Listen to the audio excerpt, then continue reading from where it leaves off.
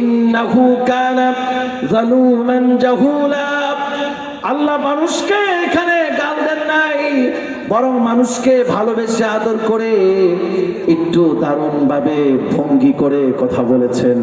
যেমন ওই বুকা ছেলেকে তার পিতা গাল দিয়েছেন, আসলে সেটা গাল নয়, ঠিক না? এটাই হচ্ছে এটার ব্যাখ্যা। তাহমিলুহুল মালাইকা, ফেরেশতারা সেই সিন্দুককে বহন করেছিল। আসলে বহন করেছিল বাহ্যিকভাবে গাভী না, আসলে বহন করেছে কে? ফেরেশতা। ওই সিন্দুক যখন তাদের কাছে চলে এসেছে, তারা যখন সবাই মারহাবা বলতে আরম্ভ করছে, এবার তারা বিশ্বাস করেছে আসলে না, দিট ইজ দ্য মাল। কথা কোন ঠিক কিনা? তালুত তখন সিলেক্টেড হয়ে গেলেন নেতা হিসেবে।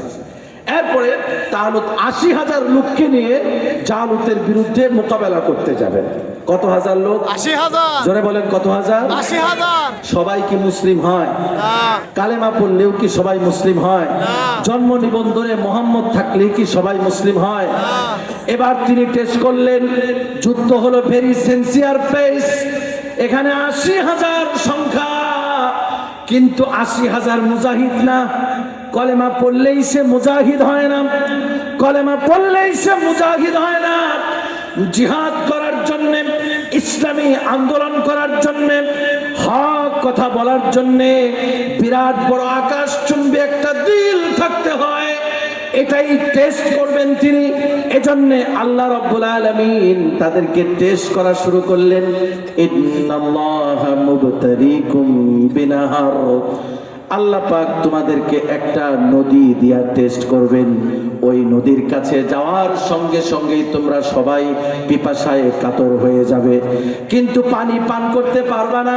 কথা কয় না? রোজা রাখি সামনে, ইফতার খাইতে পারি না, এটাই পরীক্ষা। খাবার আছে, খাইতে পারি না, এটাই পরীক্ষা। আল্লাহ পাক পরীক্ষা করবেন আসলে সবর করতে পারে কিনা। এইভাবে নাহরে শরিয়া, যেটা ফিলিস্তিন আর উর্দুনের মাঝখানে নাহরুস শরিয়া, ওইখানে যখন তোমরা যাবে তোমরা সবাই পিপাসার্ত হবে, কিন্তু খবরদার ওইখান থেকে পানি পান করতে পারবে না। ওয়ামান লাম ইয়াতআমহু ফাইন্নাহু মিন্নি, যে পানি পান করবে না সে আমার দলের। ফামান শারিবা মিনহু ফালাইসা মিন্নি, আর যে পানি পান করবে সে আমার না। নাহরুস শরিয়ায় আসছে আর চরম পিপাসায় কাতর, সব টিপ ঠেলিয়া পানি পান করছে। নাহরুস শরিয়া অর্ধেক খালি করে ফেলছে। মাত্র ৮০,০০০ থেকে ৪,০০০ মানুষ আল্লাহর নবীর ওয়ার্ডার পালন করেছেন, পানি পান করেন নাই। বাকিদেরকে আউট করে দেওয়া হয়েছে, ৪,০০০কে সিলেক্ট করা হয়েছে। জনসংখ্যার প্রয়োজন পড়ে না, তাজা ইমানের প্রয়োজন পড়ে। যুদ্ধে বিজয় হওয়ার জন্য পারমাণবিক অস্ত্রের প্রয়োজন পড়ে না, গোলা বারুদের প্রয়োজন পড়ে না, জনসংখ্যার প্রয়োজন পড়ে না, গোলা বারুদের প্রয়োজন পড়ে না, পিস্তলের প্রয়োজন পড়ে না, পুলিশ আর্মির প্রয়োজন পড়ে না। মুসলিম যুদ্ধে বিজয় হওয়ার জন্য ইমানের প্রয়োজন বোধ করে। ইমান থাকলে কাফের মুশরিকেরা হাজার শক্তি দিয়েও মুসলিমদের সাথে কুলিয়ে উঠতে পারবে না, পারবে না, পারবে না।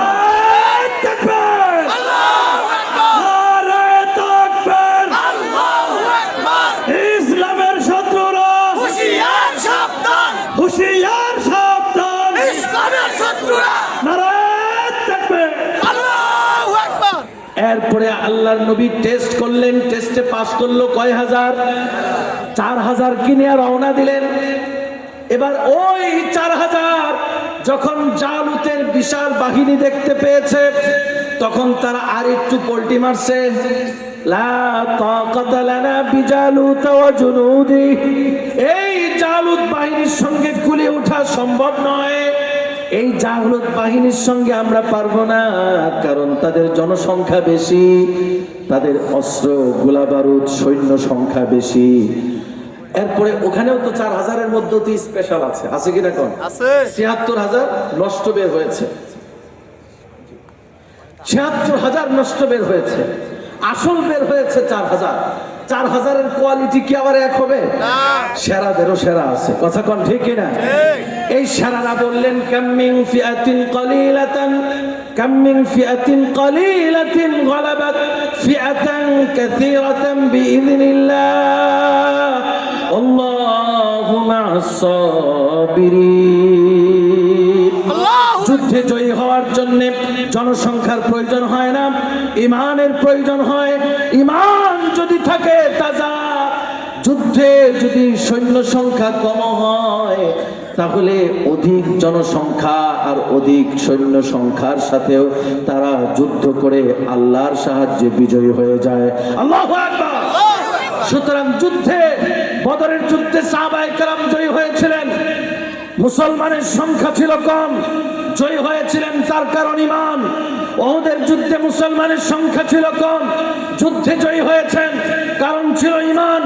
আহজাবের যুদ্ধে সাহাবায়ে কেরাম কাফিরদের সঙ্গে লড়াই করেছেন, সাহাবায়ে কেরাম জয়ী হয়েছেন কারণ ছিল ঈমান।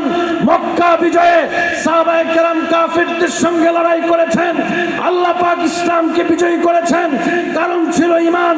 হুনাইনের যুদ্ধে সাহাবায়ে কেরাম কাফিরদের সঙ্গে লড়াই করেছেন, সাহাবায়ে কেরামের সংখ্যা ছিল বেশি কিন্তু আল্লাহ পাক করেছেন পরাজিত। কথা কয় না, কথা কয় না। সুতরাং সিগনিফিকেন্সটা কি? ইমানদার যুদ্ধে সৈন্য সংখ্যা দিয়ে বিজয় হয় না, কামান দামান দিয়ে প্রয়োজন হয় না, পারমাণবিক অস্ত্র দিয়ে বিজয় হয় না। ইমানদার নিজের শক্তিতেও বলিয়ান হয় না, ইমানদারের বিজয় আসে ইমানে, আল্লাহর সাহায্যে। চিৎকার করে বলেন ঠিক কিনা? তারপরে অনেক বড় ঘটনা, ওদিকে আর যাচ্ছি না। হযরতে তালুত আলাইহিস সালাতু ওয়াস সালাম তার সেনাবাহিনীকে রিপ্রোচ করলেন। এরপরে জালুত আসলো, পেছনে তাকায়া দেখলেন ছোট্ট একটা সুন্দর টকবকে যুবক, নাম হচ্ছে দাউদ। দাউদের শক্তি, চাতুর্যতা, বিচক্ষণতা, নিপুণ সমর কুশলতা দেখে তিনি বিমুগ্ধ হলেন। বললেন, ও ছেলে দাউদ, শোনো, তুমি যদি জালুতকে হত্যা করতে পারো নিজ হাতে, তাহলে তোমার জন্য 3টা অফার আছে। 1 নাম্বার, আমি নেতা তালুত আমার মেয়েকে তোমার সঙ্গে বিয়ে দিব। 2 নাম্বার, আমার সাম্রাজ্যের অর্ধেক তোমাকে দিয়ে দিব।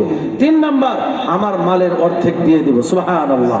আল্লাহ তাআলা দাউদকে দিয়ে আলাইহিস সালাতু ওয়াস সালাম তালুতকে জমিন থেকে নেস্তানাবুদ করে দিলেন। তার ওয়ার্ডার পরিপূর্ণ হয়ে গেল।